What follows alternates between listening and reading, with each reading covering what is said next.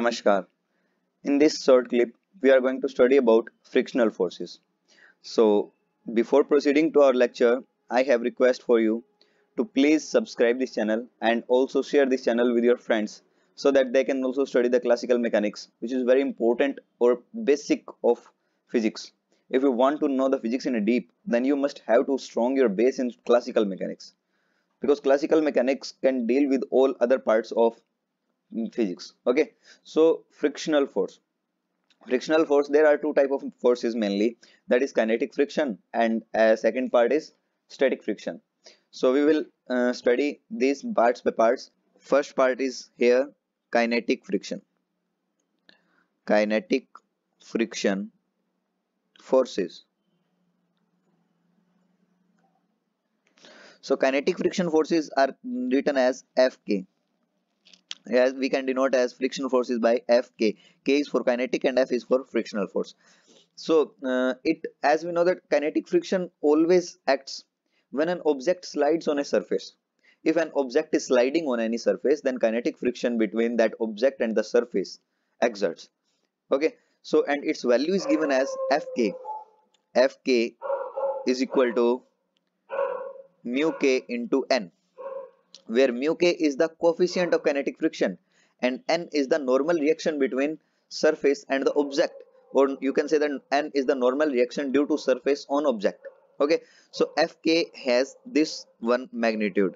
Done.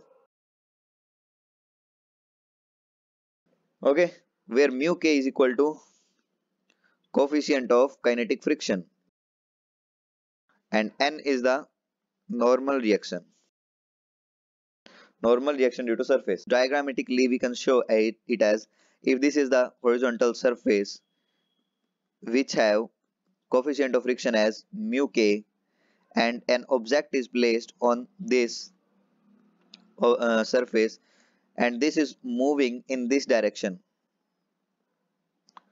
So as we know that friction is always acts upon opposite to the direction of its motion, because friction always opposes the motion of any object. So frictional force will exert force on this block in this direction. In this direction Fk is applied due to this coefficient of friction mu k, and here this is its center and this is the normal.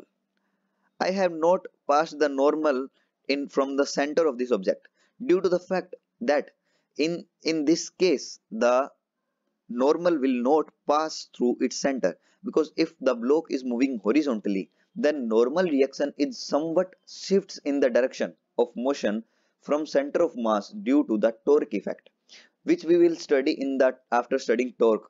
And in the rotational equilibrium will be able to understand in deeply that why the normal reaction shifts in the uh, direction of motion or in opposite to the direction of motion from the center of mass when an object is moving in horizontal direction. Okay, so the torque effect will shift the normal. This is done and kinetic friction is done. So now if I want to write the static friction, the second part, and the important part is second part is our static friction. Static friction is also an important friction and it is denoted as F for friction and S for static. Static friction always acts on an object which is at rest, or you can say that the object is at rest under action of some forces, and it always acts on object which are moving but not sliding. Kinetic friction and static friction have the difference of word, that is slide. Kinetic friction exerts when object slides on any surface, and static friction exerts when object can be moving under some action of forces but at rest, that is the object is at rest under some action of forces, and also the object is not sliding on surface. If object is not sliding on any surface, then object will have the static friction between that surface with the object. Okay, so if I want to write the theory of this static friction, it is as follows.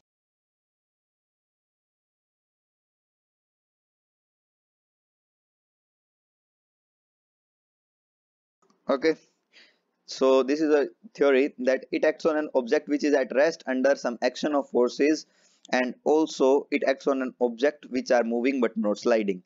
The main and important thing is not sliding, and the object is at rest under some action of some forces and on an object which are moving but not sliding. This is the important part here. Can we give some example? Yes, we can of course give some example which are rest under some action forces and also objects which are moving but not sliding.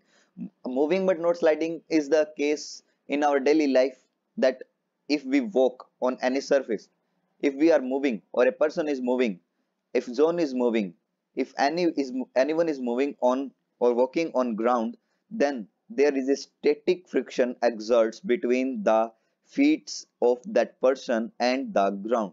Okay, because the person is moving or walking, not sliding on that surface. If the object, the person is sliding on that surface, then the friction will not be more static, then the friction will become kinetic friction. If the case of sliding comes, then friction becomes kinetic friction. And if the object is not sliding and moving, like we are walking or moving on a horizontal ground, then that in that case the friction between ground and our feet is static in nature. Second example we can see in wheel rolling on ground. If any wheel, if any wheel which is rolling in this direction on the ground, sorry, it is in the air.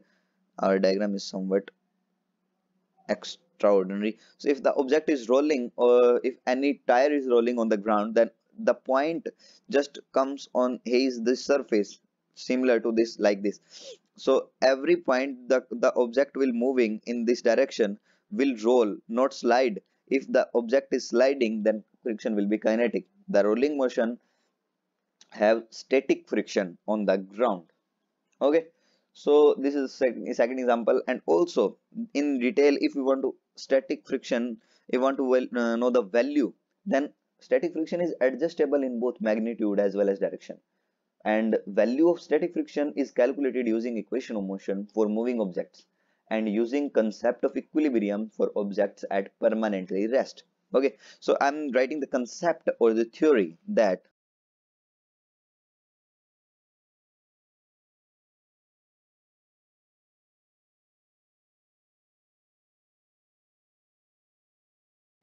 so these are the important 3 points which we are going to talk here, that static friction is adjustable in both magnitude as well as direction, and also value of Fs can be calculated using equation of motion for moving object and using concept of equilibrium for which type of object which are at permanent rest.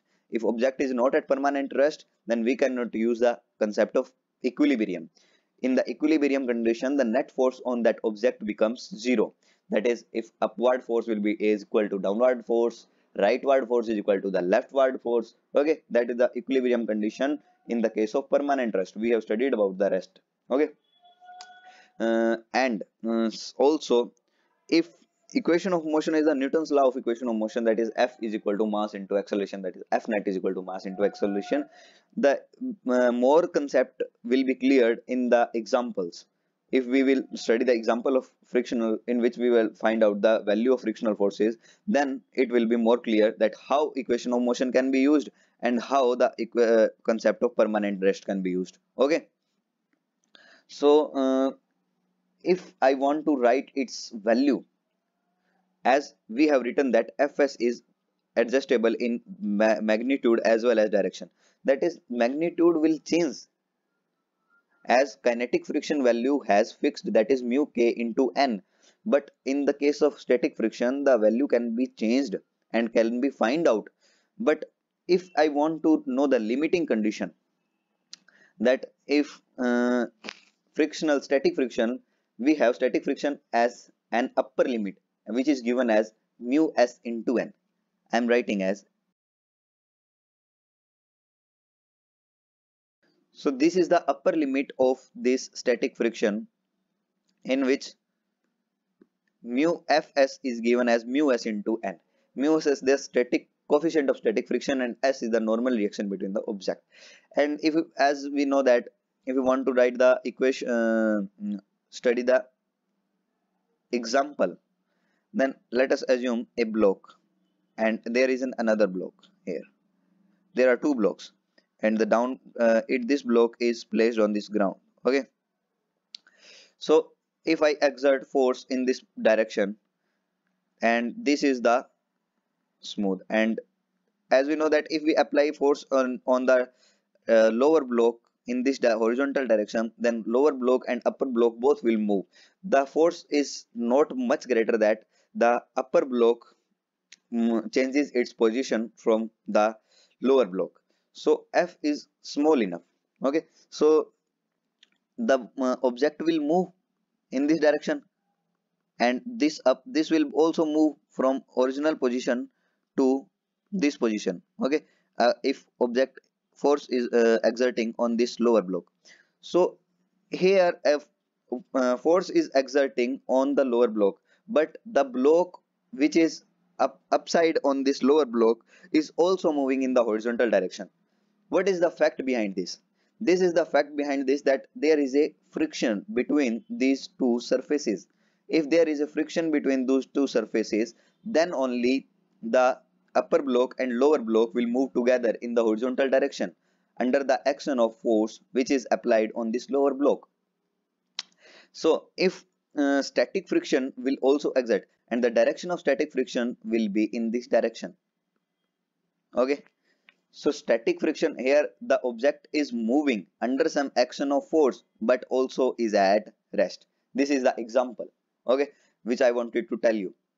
So due to the frictional force, this object is moving, because if that any object is moving, then there will be any type of force also. According to the Newton law of motion, F net is equal to mass into acceleration. If any object is moving, then there will be force on that object. If any object is at rest, permanently rest, then there is no force exerting on that object. Okay, done. So this is the kinetic friction which is helping this upper block to move along with this lower block under the action of the force which is exerting on this lower block. Then also I have written this now. Here the Fs max, this value is the maximum value. I have not written it as maximum value, or it as upper limit. Oh, sorry, I have written this upper limit, that you can say that this is the upper limit or maximum value of the static friction, that is mu s into n. And Fs is used when Fs max is used when maximum or minimum value of some quantity is to be found.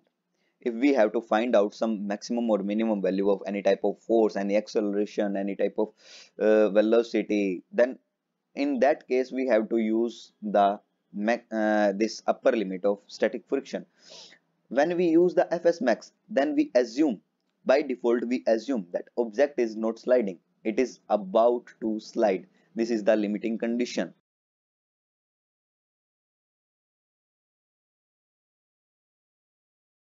So when we use Fs max, then assume object is not sliding, it is about to slide. Then if we use Fs max, this is our limiting condition. This is our limiting condition. We will use this limiting condition in the various example in our upcoming lectures. So please subscribe this channel and also press the bell icon to get the easy notifications for upcoming lectures. In this lecture, we have studied about, if I want to write the know the overview of our lecture, then we have studied the kinetic frictional forces value, its example, static friction, its how it is what is static friction, and its magnitude and direction is adjustable, and it is can be calculated using equation of motion for moving object and concept of equilibrium for permanent rest, and it has upper limit as Fs mu s into n, which is the limiting condition in which we will assume that object is not sliding but is about to slide. This is the limiting condition we shall use in our further examples. Okay, so we will meet in the next lecture with a new lecture of classical mechanics and dynamics. Till then, have a good day and please subscribe this channel also.